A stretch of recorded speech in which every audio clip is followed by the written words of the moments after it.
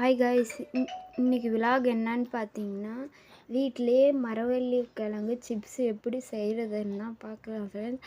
அதுக்கு வந்து ஃபஸ்ட்டு மரக்கட்டையில் இந்த மாதிரி செஞ்சு விற்பாங்க. இந்த மாதிரி கட்டை எங்கள் வீட்டில் இருக்குது, அதனால் நாங்கள் அதுவே எடுத்துக்கிட்டோம். அதை வந்து நல்லா இருக்கணும் ஃப்ரெண்ட்ஸ். கோணல மாண்டலெல்லாம் இருக்கக்கூடாது. இந்த கிழங்கு நல்லா இருந்தால் நல்லா பெருசு பெருசாக நீட்டாக ஸ்லைஸாக வரும். நல்லா தேய்ச்சி வச்சுக்கிட்டு நான் வந்து ஒரு 2 கிலோ கிழங்காட்டு தேய்ச்சி வச்சுருக்கேன். தேய்ச்சி வச்சுக்கிட்டு அதுக்கப்புறம் எண்ணெயை வச்சு விறகு அடுப்பில் வெளியில் தான் நான் செஞ்சேன். கேஸில் போட்டால் நிறைய நேரம் இழுக்கும். அதுக்கப்புறம் வெந்துருச்சான்னு எண்ணெய் சூடாயிருச்சான்னு ஒன்று போட்டு பார்த்தேன். சூடாயிருச்சு. அதுக்கப்புறம் நிறைய போட்டு பார்த்துட்டு எல்லாம் சூப்பராக இருக்குது.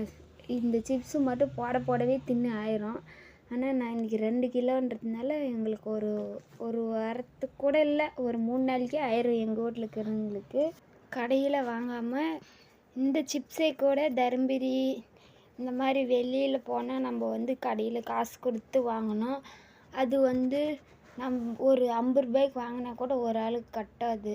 இது வந்து ஒரு கிழங்கு ஒரு 20 கிராம் கிழங்கு நம்ம எடுத்து சீவி போட்டால் கூட ஒரு ஆள் தாராளமாக சாப்பிட்லாம் ஃப்ரெண்ட்ஸ். பாருங்கள், நான் எவ்வளோ பட்டை இது பண்ணி ஒரே ஒரு நிமிஷம்தான் நான் வேக விட்டு அப்படியே எடுத்துட்டேன். ரொம்ப நேரம் விட்டால் கருகிருச்சுன்னா தின்றதுக்கு வந்து நல்லா இருக்காது ஃப்ரெண்ட்ஸ்.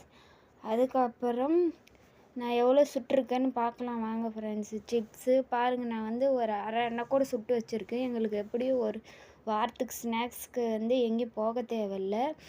அதுக்கப்புறம் நான் வந்து உப்பு மிளகாத்தூள் போட்டு சாப்பிட்டோம், இன்னும் டேஸ்ட்டாக இருக்கும்.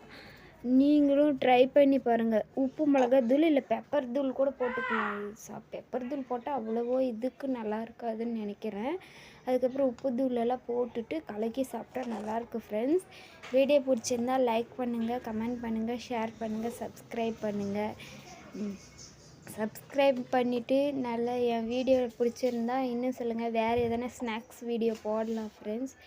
இதை இப்படி ஒரு குலுக்கிட்டால் 4-5 குலுக்கு நல்லா குலுக்கிட்டு